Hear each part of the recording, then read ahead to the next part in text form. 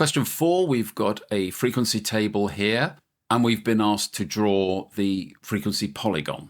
Now, the frequency polygon is a straight line graph between the middles of the bars created by these results here. So let's first of all draw the bars.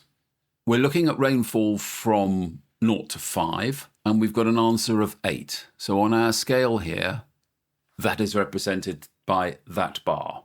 Height 8 and the width according to the table. Let me draw the rest of them.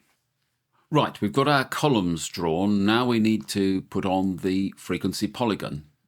And if we look at this first column, our plot point will be along the blue line, which represents the frequency of 8, but it'll be halfway along. So our first plot point is here, and here are the others. So all we've got to do is join them up. And there it is. There's the frequency polygon that they wanted.